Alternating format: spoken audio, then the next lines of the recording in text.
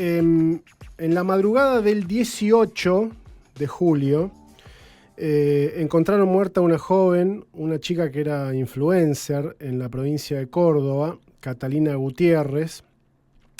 Era buscada desde el día miércoles y fue encontrada sin vida en la madrugada del jueves adentro de su auto en Córdoba. En ese momento las crónicas decían, por ejemplo, estoy viendo la de página 12, víctima de un posible femicidio. Detuvieron a quien se suponía que era un amigo de ella y que, confesó el crimen. Y a partir de ahí, una de las repercusiones que yo vi tenía que ver con que la fiscalía no había, por lo menos en un principio, no había, en la carátula, no había caratulado la investigación o la causa como femicidio, sino como homicidio simple, si no entiendo mal. Hablamos de el perpetrador es Néstor Soto, amigo de la víctima, y supuestamente porque básicamente la chica no le daba bola, ¿no? Una cosa por el estilo. Con lo cual, la primera reflexión que a mí me surgía era: es tan simple como no me da pelota, la mato. Así. Esa es la realidad en la que estamos viendo. Por eso, insisto, hace un rato decía, no se puede discutir todo lo que quieran, esas cosas de que el feminismo se pasó 20 pueblos, que el progresismo hizo que perdieran las elecciones, toda esa perorata se corta, se acaba cuando uno ve las cifras. Cuando uno ve las cifras dice, bueno, acá hay algo que realmente está pasando y es realmente grave. Así que para poder hablar y reflexionar y analizar un poco de esto, hemos convocado a Laura Ossust, que es licenciada en comunicación y es directora de comunicación de la asociación Ahora que sí nos ven, que viene haciendo, pero además en un momento en el que no había estado, si uno quería buscar cifras, los encontraba en esta organización de mujeres que visibilizan justamente, entre otras cosas, la problemática de la violencia de género. Laura, un gusto, muchas gracias por atendernos. Gonzalo Benito Zamora te saluda desde Ushuaia. Un gusto, ¿cómo estás? Bien, gracias por atendernos, Laura. Lamentablemente uno puede agarrar un caso para decir, bueno, vamos a hablar del tema, pero hoy es el caso de esta chica en Córdoba y mañana puede ser otro, porque el promedio, hora más, hora menos, sigue siendo más o menos que cada 30 horas hay un femicidio en la Argentina. Sí, nosotras de Ahora que sí nos ven tenemos un observatorio de violencias de género y desde el año 2015, como contabas, hacemos un relevamiento sobre los casos de femicidio que ocurren a lo largo y a lo ancho de todo el país. Y en lo que va del año, en estos 6 meses, nosotros registramos que hubo un femicidio cada 36 horas. Okay. Son 120 femicidios, más obviamente el que estabas mencionando de Catalina. Nosotras vivimos con mucha preocupación porque el Estado Nacional niega esta problemática y el caso de Catalina es un caso, digamos que paradigmático, porque cumple con un montón de cuestiones que nosotras reflejamos en nuestras variables, que tienen que ver con que casi que el 80% de los casos de femicidio es perpetrado, o sea, el femicida forma parte del círculo íntimo de las víctimas. Sí. Y esto es lo que pasa en el caso de Catalina, que era una persona que ella conocía, no solamente ella, sino que también la conocía su familia, y que tiene que ver con esta cuestión de la desigualdad de poder, porque un varón siente que tiene el derecho de asesinar a una mujer en esta justificación que tiene él de que era el amor de su vida y que sí, que ella que no le era correspondido, digamos. Claro. Bueno, esa es la justificación que tienen los femicidas muchas veces para llevar a cabo estos hechos y que tienen que ver ni más ni menos con esta desigualdad de poder entre los varones y las mujeres, que hace que el varón sienta el derecho de, si no sos de mía, no sos de nadie, por lo tanto puedo asesinarte. Claro, y también como una cosa que, no sé, como que ustedes son cosas, ¿no? Es decir, Sí. como, no sé, en la tapa del termo me anda mal, la tiro a la basura. Eso Sí, es una cosa que a mí cual. me resulta medio como espeluznante en ese aspecto, que es como no hay una mirada de que hay otra persona. No, es que nosotras fuimos vistas históricamente y aún hoy como si fuéramos propiedad del varón. Claro.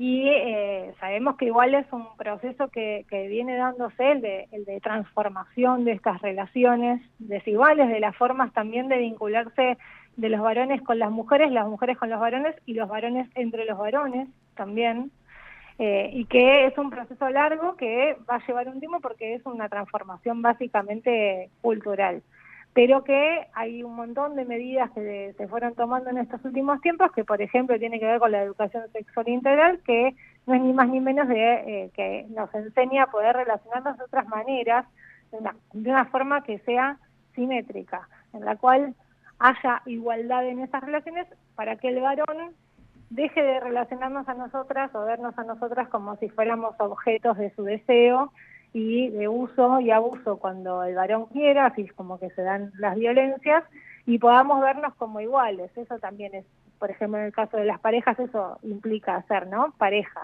tener un compañero. Claro. Ahora, bueno, digo, es casi como, si la estadística indica que la gran mayoría de los femicidas son parte del círculo íntimo, y por lo que veo en las estadísticas también, gran parte de los femicidios se producen en la vivienda de la víctima. Sí. Es decir, es donde más inseguras están, si uno agarra la estadística, ¿no? Sí, durante muchísimos años existió ese mito en que decía que las mujeres estábamos inseguras en una calle oscura, ¿no? De noche, donde nos podía atrapar un desconocido que encima tiene como esa figura de monstruo. Sí. Y con estas estadísticas lo que nosotras también demostramos es que no es así, que esa reclusión histórica que nosotras tuvimos dentro de nuestros hogares también nos llevó a una trampa, que era que en esos hogares son los donde ocurren la mayoría de los femicidios, porque muchas veces nosotras convivimos con nuestro agresor.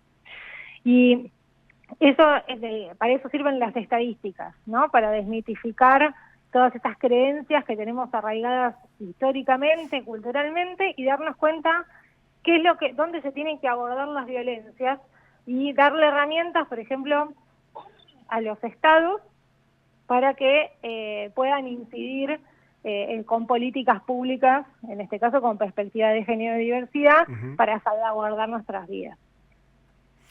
Laura, y cuando uno analiza datos vinculados a lo socioeconómico en este primer semestre de la presidencia de Milei, uno ve que comparado, por ejemplo, al mismo periodo del año anterior, es decir, semestre contra semestre, todo va hacia abajo, o sea, todo empeora. Sí. En términos de estadística de femicidios, ¿esa situación también se da o estamos frente a un fenómeno que no distingue ideologías, gobiernos, situaciones económicas, etcétera? Nosotras por el momento no podemos afirmar que hubo un crecimiento exponencial, sí que es una cifra que se mantiene estable en el tiempo y que eso también nos preocupa porque no termina bajando de una manera profunda, ni siquiera, ni hablar de erradicar los femicidios y las violencias.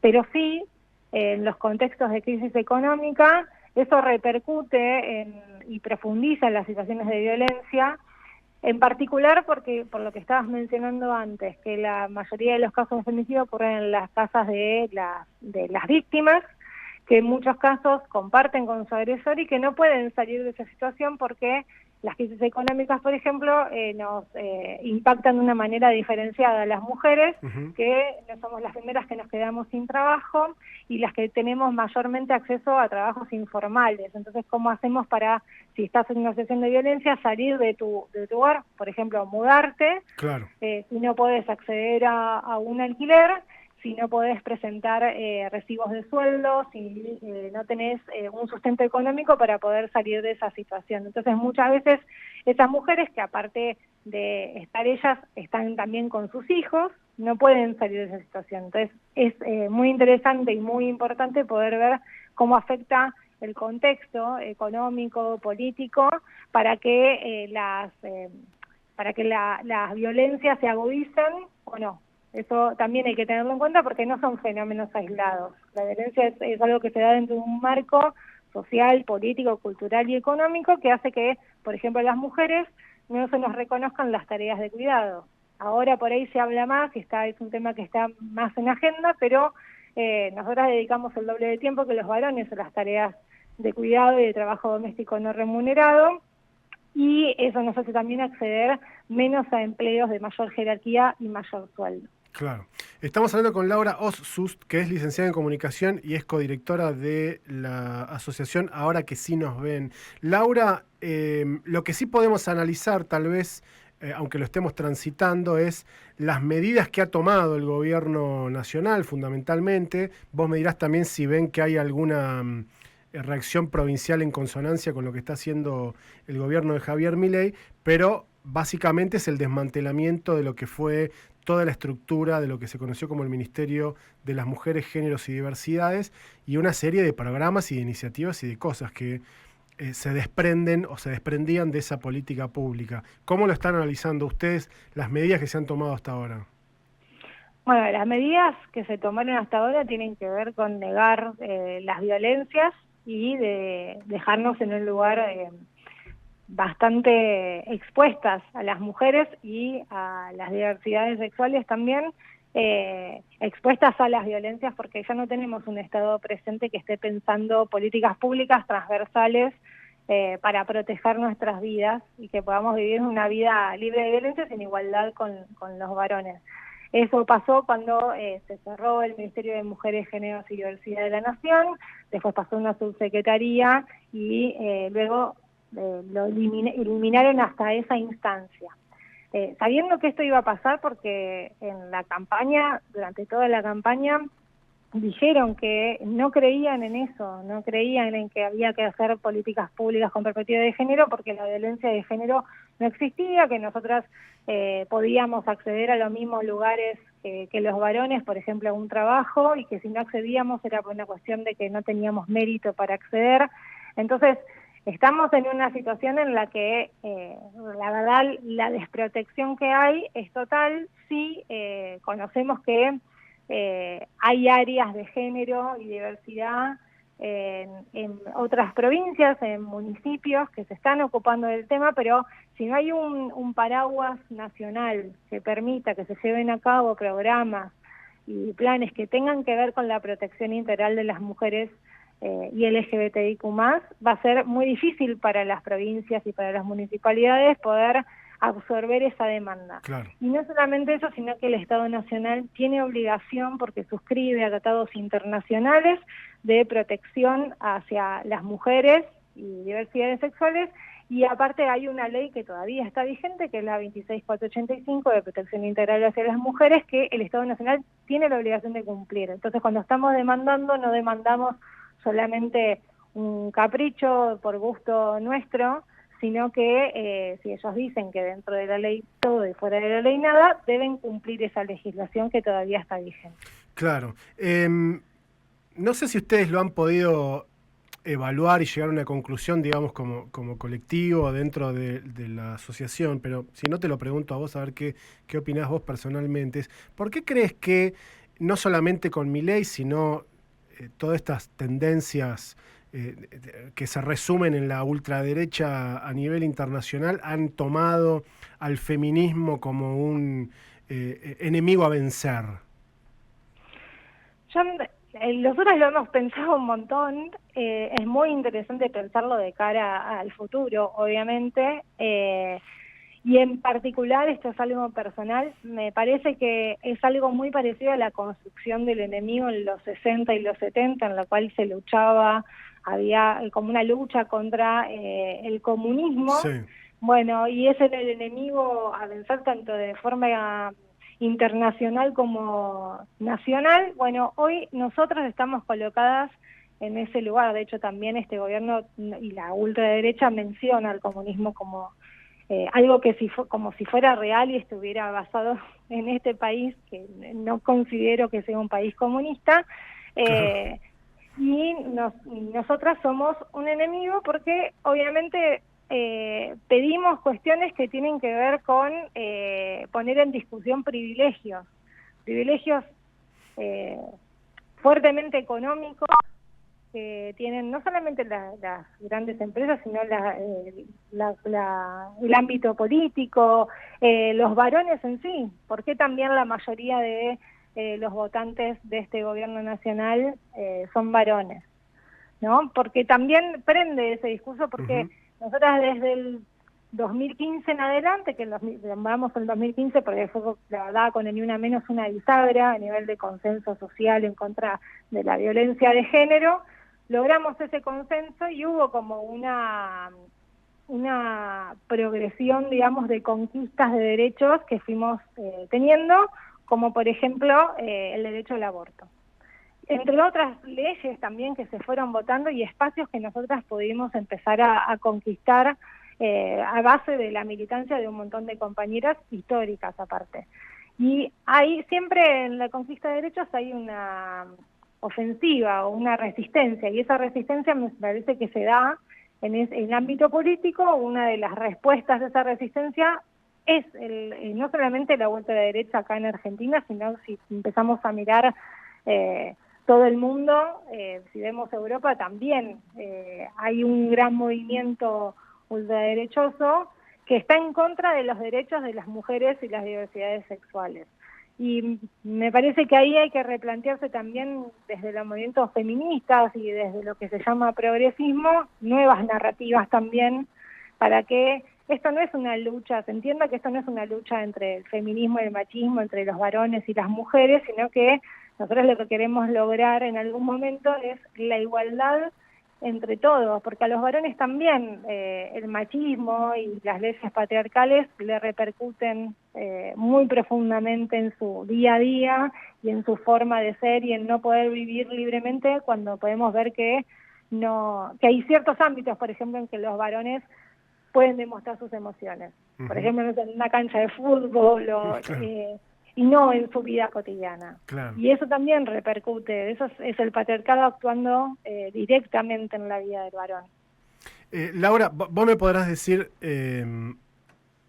me estás pidiendo mucho mientras nos están matando, vos querés que tengamos cierta sensibilidad, y si me respondés eso yo lo entendería, pero como estamos un poco en tu respuesta entraste a el marco narrativo en el que se trabajó y en el que tal vez hay que trabajar ahora, la consulta es, en estos años de avance del feminismo, ¿no advirtieron que podía haber una reacción y que tal vez había que, en la estrategia movimentista, política, de avance de discusiones en el Congreso, institucionales, etcétera, tal vez revisar algo en esa narrativa? Digo, para que del otro lado lo que se lo que se generara no fuera una reacción tan virulenta como la que estamos viviendo ahora.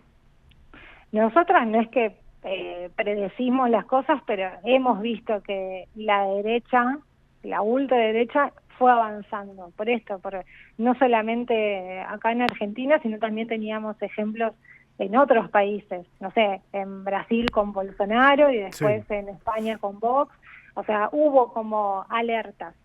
El problema también acá es que nosotras tampoco tenemos acceso a la comandancia, digamos, de los partidos políticos. Entonces hay un montón de cuestiones en estrategias políticas electorales en las cuales nosotros no estamos sentadas a la mesa, o muchas veces se subestima nuestras demandas o nuestras estrategias también para poder plantear algo.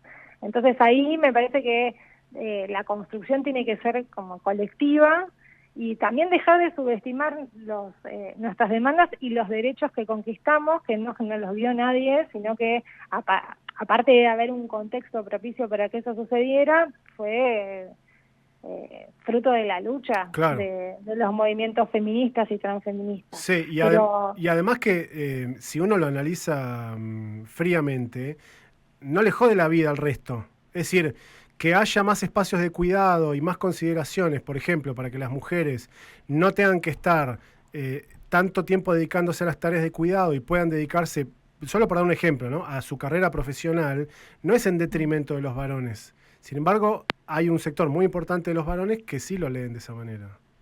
Lo que pasa es que es una lucha de poder. Entonces, cuando uno toca intereses con sus demandas, toca intereses que tienen que ver con intereses fuertemente económicos, ahí está la resistencia y la cuestión. obviamente que si hay varones que se sienten representados por, no sé, la ultraderecha o partidos u organizaciones machistas o misóginas, por ahí creen que son los dueños de esa empresa que tiene que ceder privilegios o algo, y no es así. Claro. Pero en sí nosotras sí creemos que, por ejemplo, otra forma de producción y otra forma de trabajo es posible, y que obviamente eso sería a favor de toda la sociedad. Nosotros no venimos a plantear, bueno, que se dé vuelta todo, esto es un matriarcado y entonces nosotras tenemos el poder y en detrimento de los varones y tenemos más... No, nosotras queremos la igualdad, siempre luchamos por eso. Y bueno, me parece que todo ese tipo de resistencias tienen que ver con que se tocan intereses y se tocan privilegios. Porque hoy en día, si vos estás por la calle o estás en tu casa o en el ámbito que estés, en tu trabajo, ser varón no es lo mismo que ser mujer. Y las mujeres nos damos cuenta de eso y los varones también se dan cuenta de eso, que tienen otros privilegios, que tienen más privilegios que nosotras, solamente por el mero hecho de haber nacido varón. Uh-huh. Y eso se nota cuando alguien ve el organigrama de una empresa, se nota hasta cuando caminás y estás esperando el colectivo en la calle de noche o ya de día, porque no importa, porque a nosotras nos acosan en el transporte público y a los varones no. Y bueno, y en el caso más extremo, a nosotras nos asesinan porque no les dimos bola y a los varones no. Claro. Entonces, me parece que también cada uno defiende sus privilegios y ahí está la cuestión y la resistencia. Sí, es muy interesante lo que vos decís, que hay que plantear que la lucha feminista viene a dar con una igualdad para toda la sociedad. Queremos una sociedad que sea más equitativa. No queremos una sociedad en la cual la mitad de la población, sea cual sea esa mitad, esté sometida a un género. Sí, sí. Además yo insisto es un gobierno o una tendencia muy particular, ¿no? Porque podés encontrar ahí gente que no cree en las vacunas, cree que el 5G no sé qué cosa, el feminismo y el ambientalismo son el mal, son socialistas y qué sé yo, bueno, todo, pero después te hablan de cifras y de datos objetivos y empíricos. Entonces, desde el momento en el que uno empíricamente puede observar que muere asesinada por un varón por cuestiones de género, es decir, no es que sin querer las atropellan en la calle, sino que las matan por ser mujeres, una cada 36 horas, no entiendo cuál otra evidencia se necesita para abordar el problema seriamente, ¿no? Laura, te hago la última consulta y agradeciéndote por tu tiempo. Me da la sensación que seguramente les pasará al feminismo, como le está pasando a tantas otras corrientes, que es como que este es un momento de resistencia. ¿Ustedes están en ese plan de, tratemos de bancar hasta donde llegamos porque vienen contra nosotras? ¿O tienen en agenda tratar de avanzar en otras conquistas que hasta ahora no han podido conseguir?